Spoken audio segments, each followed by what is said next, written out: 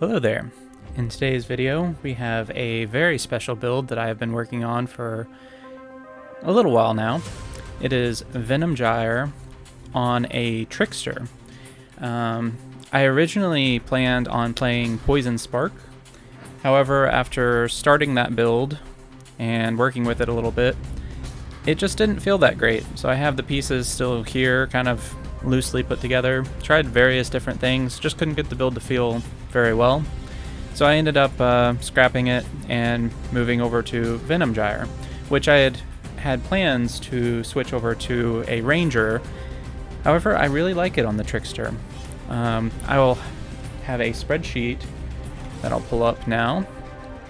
This is basically everything that I spent to get this build up and running. So we see that 4 Divination and ADC is required to get a basic setup going.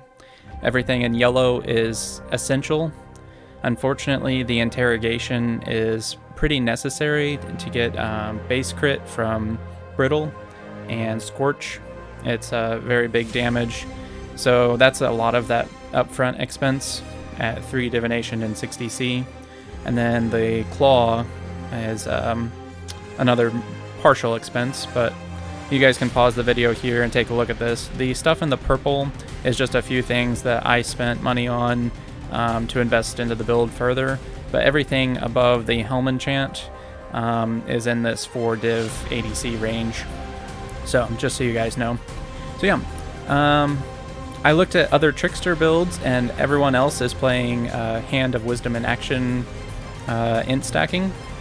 We can take a look here and see there's 3 Tricksters using Venom Gyre.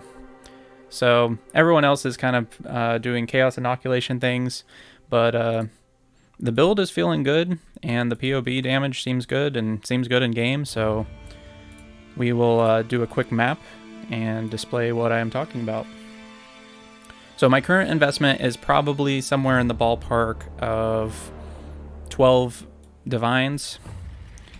And if you guys are struggling to make Divines, because I know that sounds like a lot to some, I would highly recommend looking into doing invitation farming.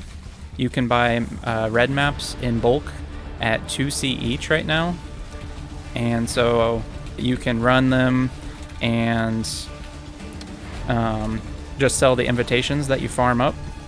And those invitations sell for 0.6 Divine basically instantly. So if you get 5 or 6 of them farmed up, then you can afford the build rather easily. And basically any build can do white red tier maps. You know, it doesn't have to be anything special.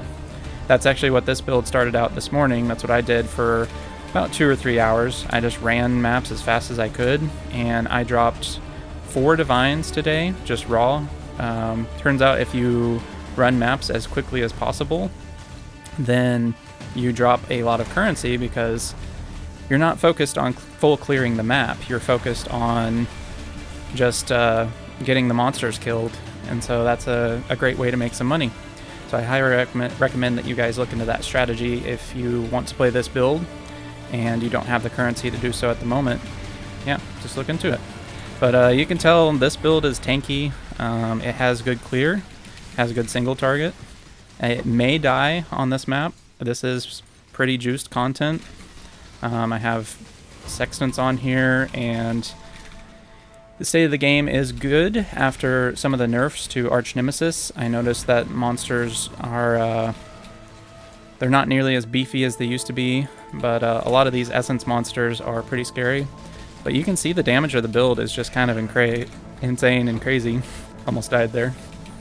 I do need to get a Corrupted Blood immunity jewel. It's one of the final upgrades that the build needs.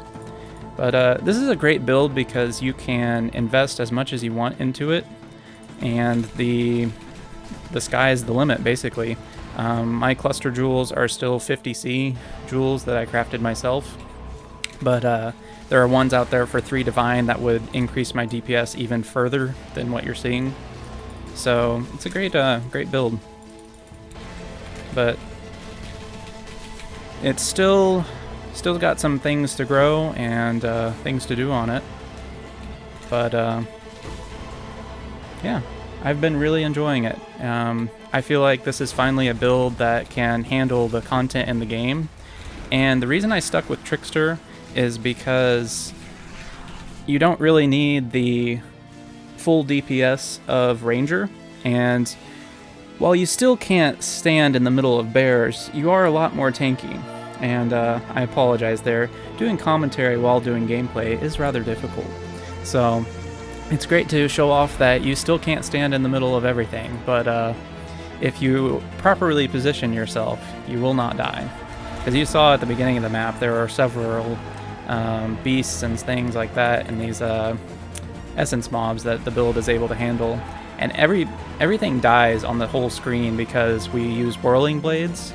And the way Venom Gyre works is as you whirling blade around, it shoots projectiles out behind you. So I'll loot this stuff later.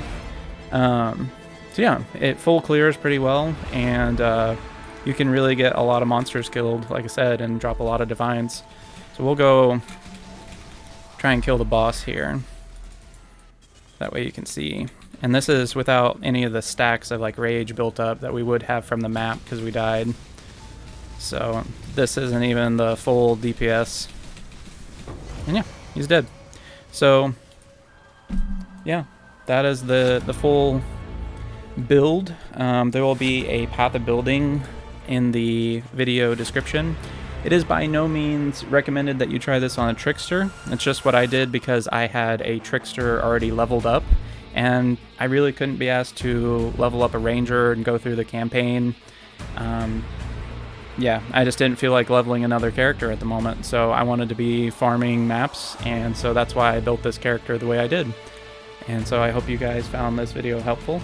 If you did, and you want to see further updates to this build or potentially some others, I have a lot of things in the works right now. So make sure that you subscribe and comment if you have any suggestions for the build or for other content that you would like to see. Until next time.